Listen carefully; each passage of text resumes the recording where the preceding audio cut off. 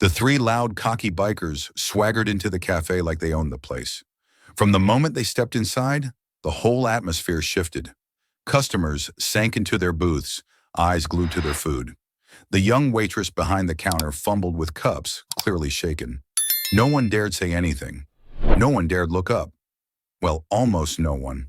In the far corner of the cafe, a woman sat quietly in her wheelchair. She didn't flinch, didn't cower, didn't even glance their way. Her stillness wasn't fear, it was strength. And the bikers noticed. To them, she looked like an easy target. A woman alone, disabled, and seemingly fragile. What they didn't see was the steel beneath the silence. Her name was Carla. She was in her late 30s, white, with long, dark brown hair pulled back into a no-nonsense braid, and calm, light brown eyes that held a quiet, almost unnerving intensity. She wore a fitted gray tank top and black jeans that clung to a frame, built from years of hard physical discipline. Her arms, strong and toned, rested peacefully on the arms of her wheelchair. But the thing that stood out most wasn't her beauty or her silence. It was a small, round metal badge fixed to the side of her chair. The United States Navy SEAL Trident. Polished, proud, unmistakable. Carla didn't need to explain anything. The badge told a story few would ever understand. Hidden beneath her jeans were two prosthetic legs, a reminder of what it cost her to bring her team home alive. The cafe had been her escape, a quiet place, a little sanctuary from a world that didn't understand what she'd survived. But peace has a price, and today it was about to be shattered. Quick note for viewers, if powerful true stories of military heroes matter to you, please consider subscribing to the channel. Your support helps us keep sharing them. Back at the center of the chaos, the three bikers turned their attention to Carla. The leader, a massive man covered in tattoos with eyes like cold steel, caught her watching. Her calm expression wasn't fear, and that made him angry. He swaggered toward her with his two buddies following close behind, their boots hitting the floor like war drums. "Well, look what we got here," the leader smirked, giving Carla a look that was anything but respectful. "A pretty little thing, sitting all by herself. What's the matter, sweetheart? Boyfriend ditch you?" Carla didn't flinch. She held his gaze, her eyes like carved stone. "I'm fine," she said calmly, her voice low and measured. Something about her tone, so steady, so unshaken, lit a fuse in him. He pointed to the trident on her wheelchair and sneered. "What's that? You a fan of the military? Get that little badge out of a cereal box?" Carla's voice dropped even lower. "I earned it." The man laughed, a nasty mocking sound that echoed off the cafe's walls. "You earned it," he mocked. "What, they letting crippled girls into the SEALs now? That's cute." His friends cackled behind him. Around the room, no one spoke. The other customers looked away, pretending not to hear, pretending not to see. But one person saw everything. A young man at a corner table clenched his jaw. He was in plain clothes, t-shirt, jeans, but his posture, his bearing, betrayed something deeper. He was active duty, home on leave, and he knew exactly what that trident meant. To see these lowlifes mocking it, mocking her, boiled his blood. The lead biker leaned down, planting both hands on Carla's wheelchair armrests, locking her in. "You know what?" he growled. "I don't like your attitude." Then with a sudden jolt, he shoved the chair hard. Carla's wheelchair slammed into the table. Her coffee spilled, splashing hot liquid down her legs and across the floor. Still, she didn't shout, didn't panic. She stared at the mess, then slowly lifted her gaze back up to him. Her face was pure ice. Across the room, the soldier stood up, quietly, no scene, no confrontation. He stepped out onto the sidewalk and pulled out his phone. He dialed a number given to him long ago, one reserved for emergencies. "Master Chief," he said, voice tight, "this is Petty Officer James Lore. I'm at the Bluest Cafe on Main. We've got a problem." He paused, then added, "Sir, it's one of yours. There's a woman here. She's got a real trident on her chair. I think it's Master Chief Rivas." The silence on the other end of the line was brief. "Yes, sir," James said, then ended the call. Help was coming. Real help. James re-entered the cafe and took his seat, His food sat untouched. His eyes were on Carla and the clock. 20 minutes dragged by like molasses. The bikers hadn't stopped. They thought they'd won, thought her silence was surrender. Chad, the leader, pulled up a chair at her table, sitting across from her like he owned it. "What's the matter?" he sneered. "Don't have anything to say now? Thought you were a tough guy." One of his friends flicked a sugar packet at her. It bounced off her shoulder and landed on the floor. "Oops," he snickered. Carla didn't move, didn't speak. Her silence wasn't fear. It was something else, something deeper. Her hands stayed firm on the wheelchair's arms. Her posture never broke. That stillness, it burned hotter than rage. Then, the rumble. Low, heavy, unmistakable. The cafe's windows trembled as two black government SUVs rolled up to the curb. Sleek, tinted, lethal. Inside, whispers started. The SUV doors opened and 8 men stepped out. Big, silent, not in uniform but unmistakable. Their builds, their posture, their eyes, they were SEALs. They shut the doors with soft thuds that sounded louder than thunder in the hush of the cafe. The bikers' laughter stopped. Every head turned. The SEALs scanned the cafe silently. James, sitting in the corner, gave a small nod toward Carla's table. The man in the lead, gray eyes sharp as razors, followed his gaze. He saw the bullies, saw the spilled coffee, saw Carla, and for just a moment, that cold, unreadable expression melted. Respect flickered there. Then the team moved, 8 men, one purpose. They didn't rush. They didn't shout. They walked toward Carla's table with the kind of calm that only comes from absolute confidence. Every step was deliberate, every move coordinated. And when they reached the table, they didn't speak. They surrounded the 3 bikers like shadows swallowing light. Chad's arrogance drained from his face. His friends froze, too scared to move. The leader of the SEALs stepped forward. His face was carved from stone. "I'm going to ask you one time," he said, voice low, steady, and dangerous.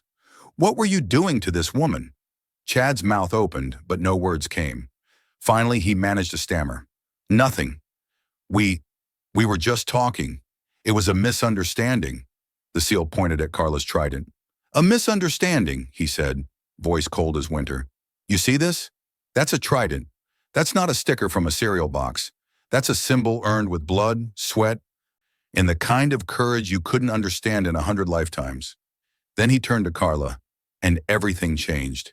His voice rang out, proud and clear. "This woman is retired Master Chief Carla Raven Rivas, and she is a legend." The cafe was silent, absolutely silent. Every eye in the room locked onto Carla, not the woman in the wheelchair, not the woman the bikers had mocked, but Master Chief Carla Raven Rivas. The name hit the room like a thunderclap. The lead SEAL didn't stop there.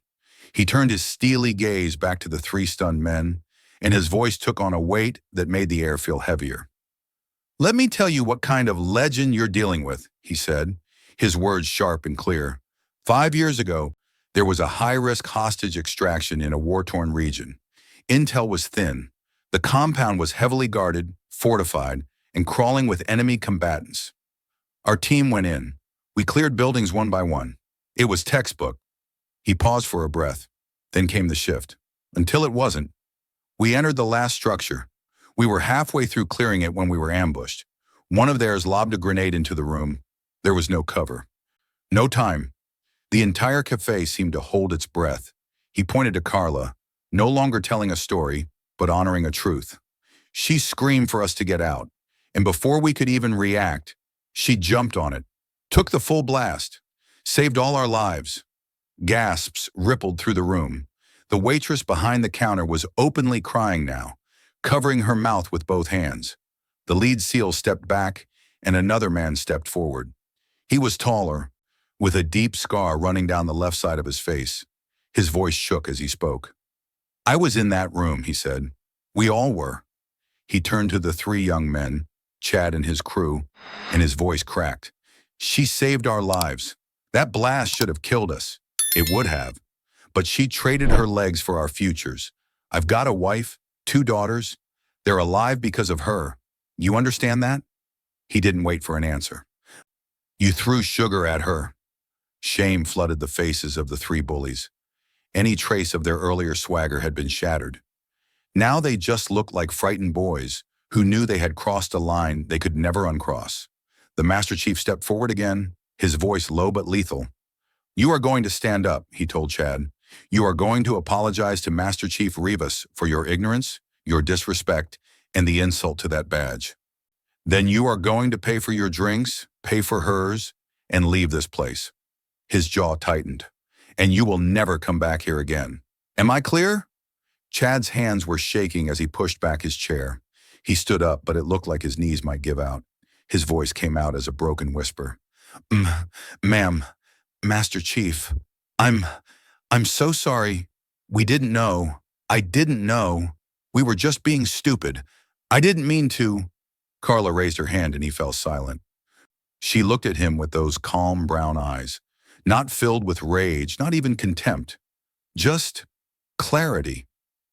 "I accept your apology," she said evenly, "but listen to me." She glanced down at her leg, at the trident mounted on the prosthetic. Then she looked back up at Chad. "You looked at this chair and thought it made me weak. You looked at my leg and thought it made me less." Her voice stayed soft, but it rang with authority. "But this chair, this leg, these aren't weaknesses. These are proof that my team came home alive. Proof of what I was willing to give so others could live." She looked around the cafe, at the waitress, the cafe owner, the soldier who had made the call, and the other patrons who had been too afraid to step in. "Respect isn't about being afraid of someone," she said. "It's about recognizing what someone's given, even when they didn't have to, especially when they didn't have to." Her words landed like thunder in the silent room. The Master Chief gave a tight nod. "You heard her," he told the boys. Chad and his friends scrambled to throw bills on the table. Too much money, all in a frantic rush, and they backed away from the seals like they were backing away from a pack of wolves. One of them tripped on a chair leg and nearly fell. None of them looked back. The moment they stepped out the door, it was like the cafe exhaled. The tension, the fear, it all lifted. The cafe owner, an older woman in her 50s, hurried out from behind the counter, tears streaming down her cheeks. She rushed to Carla, placed both hands on her shoulders and whispered, "You never pay here again. Never." Then came the applause. Spontaneous, raw, real. Every patron stood. Every table clapped. It wasn't the kind of polite clap you give at a concert.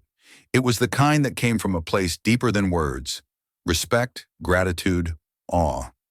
Carla nodded once, humbly, and offered a small smile. But her eyes scanned past the crowd, back to her team. The soldier, James, walked over. He stood tall and snapped into a perfect salute. His eyes glistened with pride.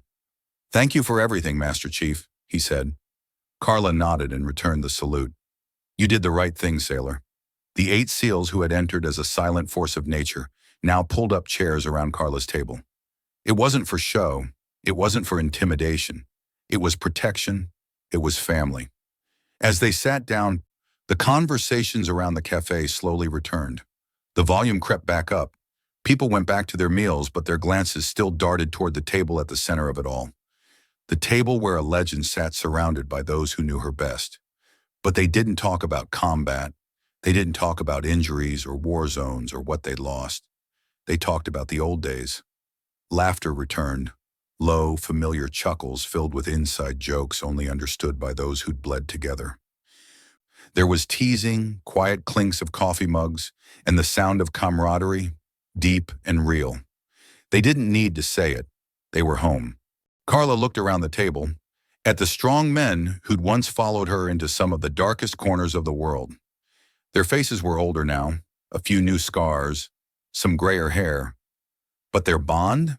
That hadn't aged a day. They were her brothers.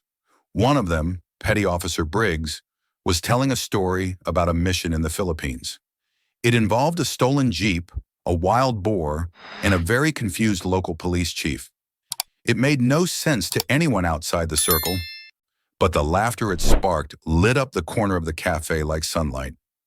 Carla laughed too, really laughed, the kind that came from the gut. It was the first time that day her shoulders relaxed. The steel edge in her eyes softened. For a moment, she wasn't the woman who'd thrown herself on a grenade, or the quiet sentinel who'd faced down 3 bullies without lifting a finger. She was just Carla, a sister among brothers, a soldier among warriors, a survivor, yes, but more than that, she was still a leader, still respected, still seen.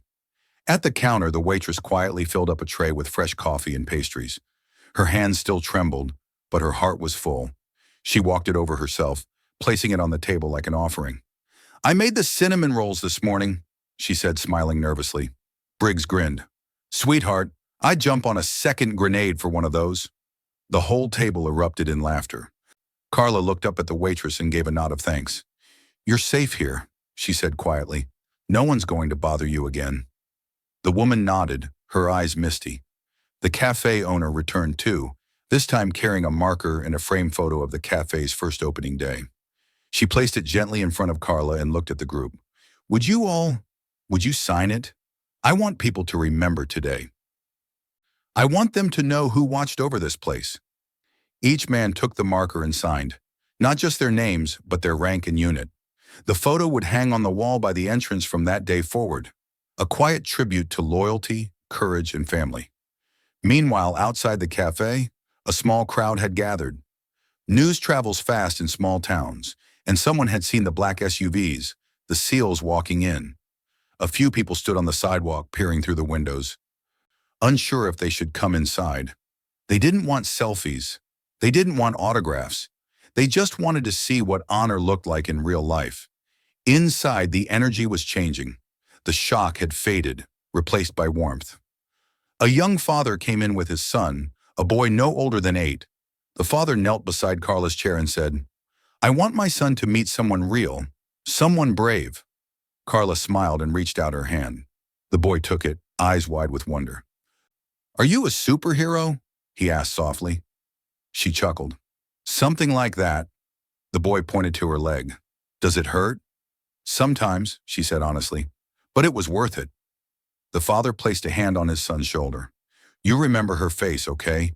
Heroes don't always wear capes." The boy nodded solemnly. More people came in. Veterans, families, locals. They filled the cafe, not to disrupt, but to witness, to be near something real. And Carla, she welcomed them, each one. For the first time in a long time, she wasn't just surviving the world outside the wire, she was being celebrated for the battles she'd already won. At one point, the door opened again, and in walked a woman in her 60s wearing a Navy Gold Star mother's pin. She walked straight to Carla and extended a small, trembling hand. "My son. He wanted to be just like you," she said, voice soft. "He never made it home, but I know you did everything you could to bring yours back." Carla stood quietly, carefully, with the help of her teammates. She embraced the woman gently, both of them crying now, bound together by something no civilian could fully grasp. "He would have been proud of you," the mother whispered. Later, as the crowd thinned and the sun dipped lower in the sky, the SEALs started to prepare to leave. They had families waiting, lives to return to. But before they left, the lead Master Chief turned to Carla one more time. "You know, we were worried about you for a while," he said. "I know," Carla replied. "We thought maybe, after the mission, after everything, you'd shut down." She nodded slowly. "I did, for a while. And now?" She looked around. The cafe was warm with golden evening light. Customers chatted quietly, the air thick with respect and something else. Something like peace. Her eyes drifted to the trident badge on her leg. "Now I remember why we fight," she said. "It's not just about the mission. It's about coming home. It's about making home safe." He nodded once, like a commander acknowledging a fellow warrior. Then he turned to his team. "Mount up." The 8 of them walked out the way they came in, quiet, efficient, and powerful. The SUVs roared to life and disappeared down the road. Inside, Carla stayed. The cafe was quieter now, just a few people lingering. James, the young soldier who made the call, returned to her table and sat across from her. "You okay?" he asked. Carla smiled. "Better than okay. I didn't know who you were when I first saw you," he admitted. "But something about the way you sat there. I knew you weren't just anyone. You did good, sailor, she said. You honored the trident. That's what matters. He looked down at his coffee. I hope one day I can live up to it. Carla reached across the table and placed a hand on his. You already are. She sat back, took a sip of fresh coffee, and glanced out the window. The street was calm now. Just the sound of evening traffic, a soft breeze, and laughter from the sidewalk. Her thoughts drifted, not to war, not to pain, but to something brighter. Home. She wasn't just back. She was still needed, still respected, still part of the mission. And as long as she wore the trident, that would never change. If you believe that military family is forever,